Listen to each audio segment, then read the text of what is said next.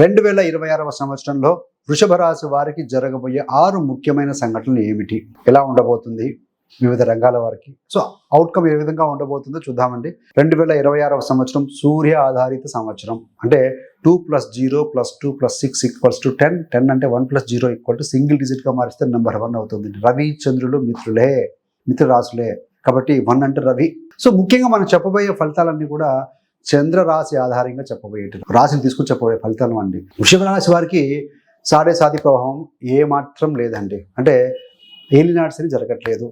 రాబోయే 2 సంవత్సరాల వరకు ఎలాంటి ఇబ్బందులు, శని దోషాలు అయితే ఏమీ లేవు. మొదటిగా ఫ్యామిలీ ఎక్స్పాన్షన్, కుటుంబ విస్తరణ, స్థిరాస్తి లాభం ఉంటుంది మార్చి నుండి అక్టోబర్ వరకు. ముఖ్యంగా ఏంటంటే గురుగ్రహము 2nd హౌస్లో ఉంటారు.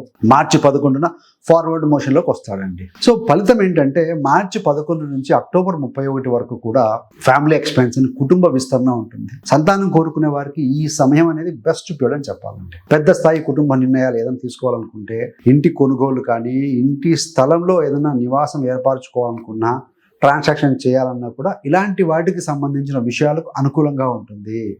సో ఏది ఏమైనా కూడా ఇది ఒక కుటుంబ స్థిరత్వం, అదేవిధంగా భావోద్వేగ బంధాలకు మంచి బలాన్ని ఇస్తుందని చెప్పాలండి. ఫ్యామిలీ సెంటిమెంట్స్ బలపడతాయి. రెండవది ఏంటంటే సంఘటన కెరీర్లో మార్పు. స్మార్ట్ వర్క్ ద్వారానే పురోగతి ఉంటుందండి, హార్డ్ వర్క్ కాదు. రాహు 2026 డిసెంబర్ 5 వరకు కూడా వృత్తి స్థానంలో 10వ స్థానంలో రాజ్యభావంలో కొనసాగుతాడు. శనివత్ రాహు, శని ఇంట రాహు, కుంభరాశిలో శని చాలా బలవంతుడు. ఈ యొక్క రాహు ప్రభావం వల్ల కఠిన శారీరక శ్రమ కంటే కూడా బుద్ధితో కూడుకున్నటువంటి స్మార్ట్ వర్క్ చేయమని సూచిస్తూ ఉంది. కాబట్టి సో ఏదైనా కొత్త టెక్నాలజీ నేర్చుకోవడం, అది ఇంప్లిమెంట్ చేయడం, సో హార్డ్ వర్క్ కంటే స్మార్ట్గా పనిచేయడం వల్ల మీ యొక్క మ్యాన్ అవర్స్ టైం కూడా సేవ్ అవుతుంది.